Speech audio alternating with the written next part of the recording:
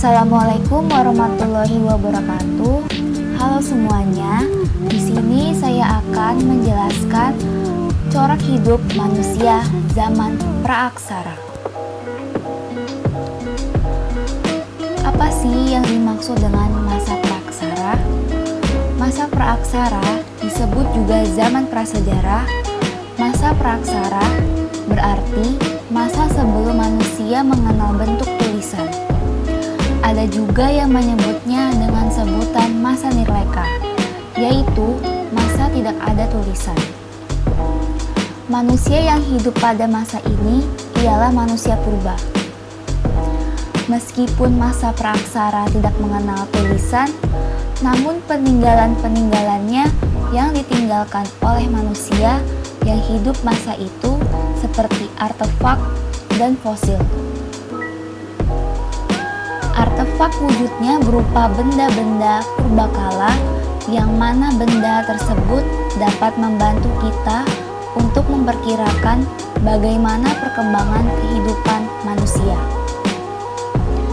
Sedangkan fosil yang berupa sisa-sisa tulang belulang manusia, hewan, dan tumbuhan yang sudah membatu dapat membantu kita mengenai pertumbuhan fisik manusia pada masa praaksara. Sisa-sisa manusia, tumbuhan, dan hewan-hewan yang telah membatu itu terdapat dalam lapisan-lapisan bumi. Ilmu yang mempelajari masa praaksara adalah paleontropologi. Artinya, mempelajari bentuk manusia dari yang paling sederhana sampai manusia sekarang. Paleontologi, ilmu yang mempelajari fosil-fosil, dan geologi adalah ilmu yang mempelajari lapisan tanah. Oleh sebab itu, zaman praaksara atau zaman prasejarah ini tidak meninggalkan benda-benda bertulisan. Benda-benda bersejarah ini dapat dibedakan menjadi 3 bagian, yaitu yang pertama, tipologi. Tipologi adalah cara penentuan umur benda berdasarkan bentuknya. Semakin sederhana bentuknya, artinya semakin tua umur benda tersebut. Yang kedua adalah stratigrafi. Stratigrafi adalah cara penentuan umur benda berdasarkan lapisan tanah tempat benda tersebut. Yang ketiga, kimiawi. Kimiawi artinya cara penentuan umur benda berdasarkan unsur-unsur kimia. Berikut adalah contoh-contoh gambar benda-benda fosil berikut ini. Kehidupan suatu masyarakat dari masa ke masa selalu berkembang dan mengalami perubahan. Pada awalnya, masyarakat praaksara hidup secara berpindah-pindah atau nomaden dengan memanfaatkan alat-alat primitif yang masih sangat sederhana. Kemudian, mereka berubah menjadi semi nomaden dan berubah lagi menjadi menetap di suatu tempat.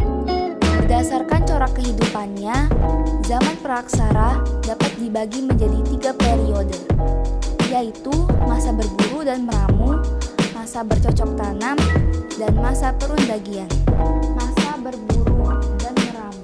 Corak kehidupan manusia purba yang paling sederhana yaitu pada masa berburu dan meramu.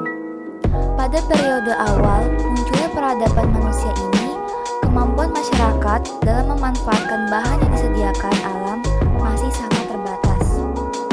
Umumnya, peralatan yang digunakan terbuat dari batu, kayu, atau tulang yang masih sederhana.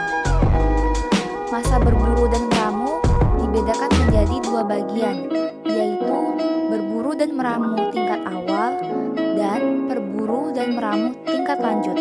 Masa bercocok tanam. Cara hidup dengan berburu dan meramu mulai ditinggalkan oleh masyarakat prasejarah. Kemampuan berpikir mereka semakin terasah untuk menjawab tantangan alam. Hal ini ditandai dengan kemampuan mereka dalam menghasilkan makanan dengan bercocok tanam. Manusia yang hidup pada masa bercocok tanam diperkirakan satu periode dengan zaman Neolitikum. Masa bercocok tanam sering disebut sebagai masa revolusi kebudayaan karena terjadi perubahan besar pada berbagai corak kehidupan masyarakat praaksara.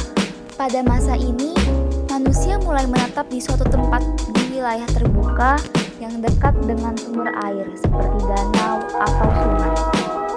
Bahkan, mereka membuat parit di sekitar tempat tinggal mereka untuk melindungi diri dari serangan binatang buas atau kelompok lain. Mulai terbentuk desa kecil dengan bercocok tanam sederhana dengan sistem lahan kering dan menjinakkan hewan-hewan tertentu. Mulai mengenal sistem barter dan konsepsi kepercayaan atau animisme dan dinamisme. Sistem barter di sini adalah ekonomi menukar barang dengan barang. Dalam kegiatan barter ini juga kurang lebih sama jual beli. Tetapi kalau jual beli itu kita mengenalnya adalah menukar uang dengan barang, tetapi kalau sistem barter adalah barang dengan barang. Kepercayaan animisme merupakan kepercayaan untuk menyembah roh nenek moyang. Kemudian dinamisme merupakan kepercayaan untuk menyembah kayu yang berukuran besar dan batu. Kata perundagian. Kata perundagian diambil dari kata undagi, yang artinya seseorang yang memiliki keterampilan jenis usaha tertentu, seperti pembuatan gerabah, perhiasan, kayu, batu, dan logam. Masyarakat masa perundagian tidak hanya bercocok tanam dengan berladang, tetapi juga mengolah sawah.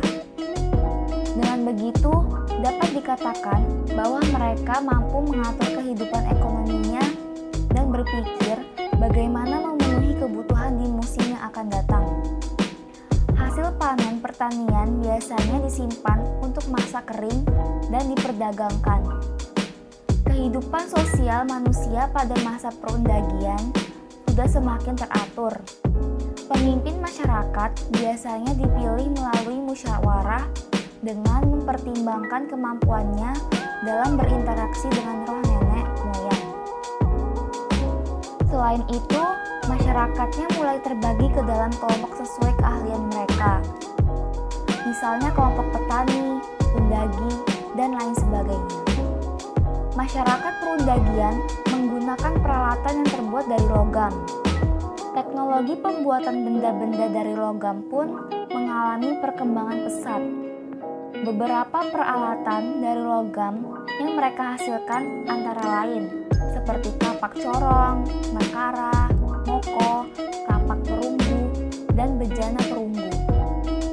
Di samping itu, masyarakatnya telah mengenal teknik pembuatan gamelan, batik, ukiran, dan perhiasan. Sekian penjelasan saya.